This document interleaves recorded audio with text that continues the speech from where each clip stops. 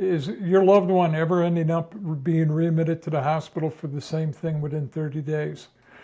Biggest problem with seniors today is being readmitted for the same thing that occurs, which ends up affecting the quality of life and shortens it. What we do at Home Helpers, I'm Oliver Becker, the owner, we have programs that ensure that our caregivers provide excellent in-home care to prevent readmissions to hospitals.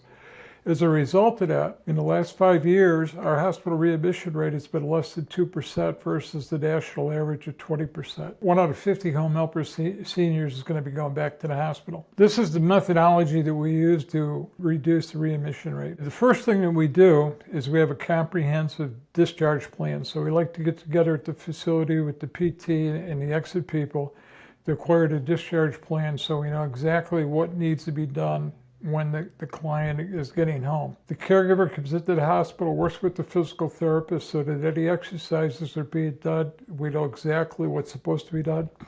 A lot of times the clients will have the caregivers videotape it on their phone so that they can take and watch it, or we'll have the physical therapy department do it. We'll pick them up at the rehab or the hospital, take them home. If we need to get groceries, we'll be happy to take and do that. If we need to get meds, we'll be happy to take and do that.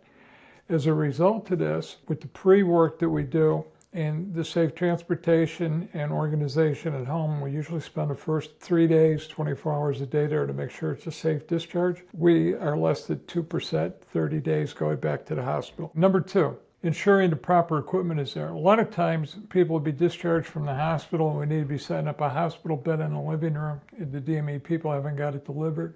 When Home Helpers gets involved with the discharge plan earlier, we assure that all appropriate equipment is there. In the process of that, we also make sure that the home is safe for the client to be in the discharge. Number 3, we evaluate the home and perform a safety inspection.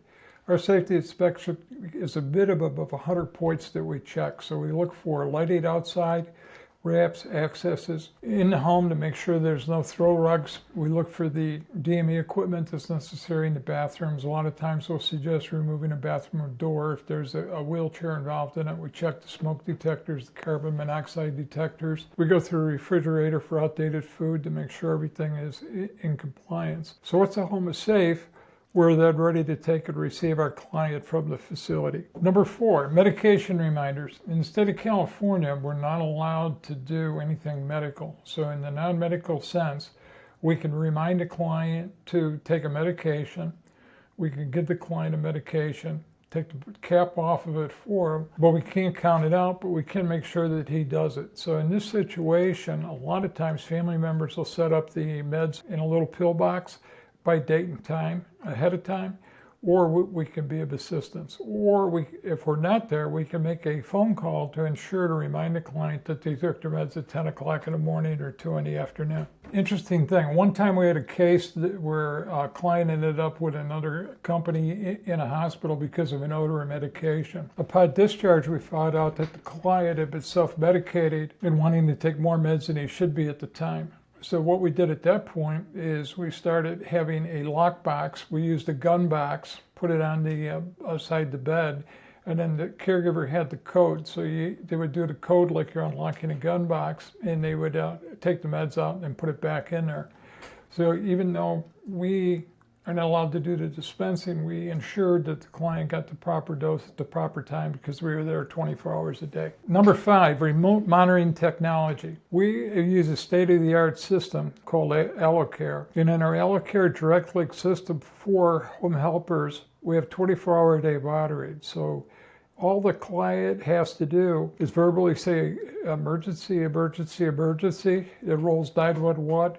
Or it'll trigger a phone list. So we call the family, the call center will call the client to see if they're okay. Typically in monitoring, 90% of the clients that fall have a push button system. When they're in the shower, they don't have it. So they end up being in there for 2-3 hours or 3 days before somebody finds them. By having a little monitor in the bathroom voice activated, we eliminate that problem for our clients. There's been 2 or 3 clients in our system nationwide that have had their life saved because they slept in a shower, had a fracture or a bone break. We're able to call emergency, and 911 responded. The other thing that's very nice about our system is it's geocoded so that the ambulance shows up where it is. So if the client's at a Walgreens drugstore and they fall, the ambulance is going there. With other systems, they would fall, sensor would go off, and the ambulance would go to the house and the client wouldn't be there.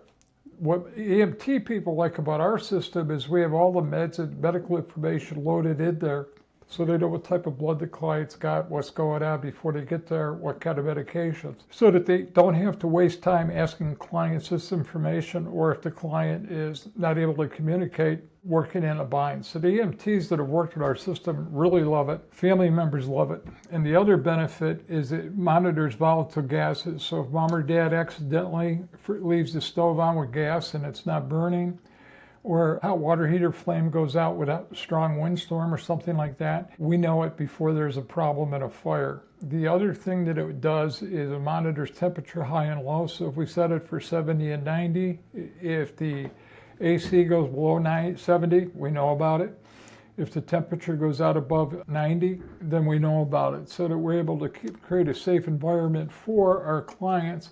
And in many situations, this decreases the investment that they have in non-medical in-home care to keep the loved one at home. Number 6, regular communication. The biggest default today in the home care system is people think that the client is the patient. In reality, we have a trifold. We have the client, we have the family members, and then we have the caregivers. So communication is very important. So once we put a care plan together for a client based on their needs, we have a certified senior advisor review and approve it. We have a lead caregiver at 7, 14 to 21 days, ensure that the caregiver is completing it. In our CRM system, we have the data points of what's supposed to be done on a shift on what day, and then we know daily whether or not the caregiver is taking it and doing it.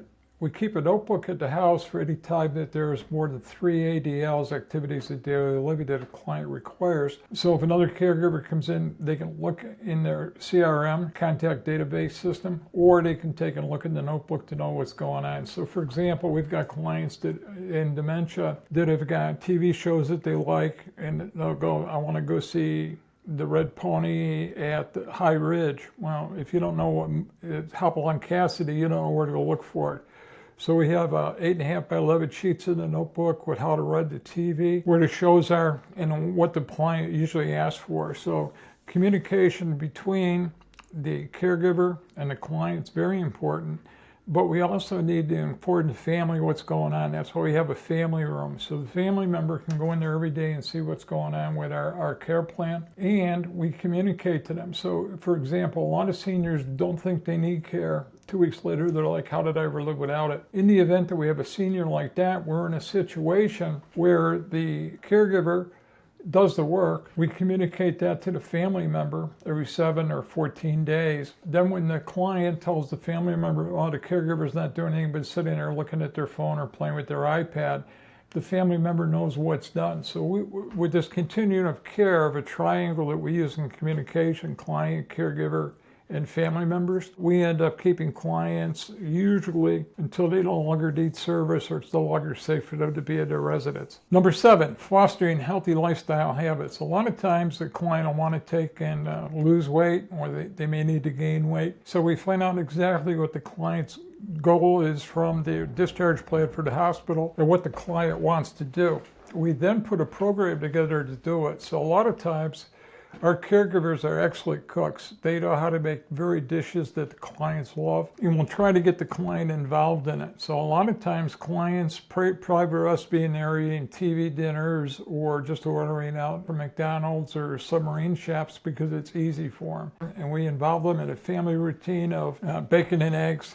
And then for the evening meal, it's usually a starch, vegetable, and a meat. A lot of times if a client will allow us, we'll move the heavier meal to noon so that they're doing a soup or a stew type of thing in the evening along with it. If a client has got a blood sugar issue, we'll then break the food plan up into 5 meals a day so that they're basically snacking or grazing. So by snacking and grazing all day long in a protein area, it levels out the blood sugar for them, and we have great recovery with our diabetics. Number 8, getting support. Whether you choose to take a rotated agency like Home Helpers, number 1, we're going to ensure that your loved one is not going back to the hospital if it's possible.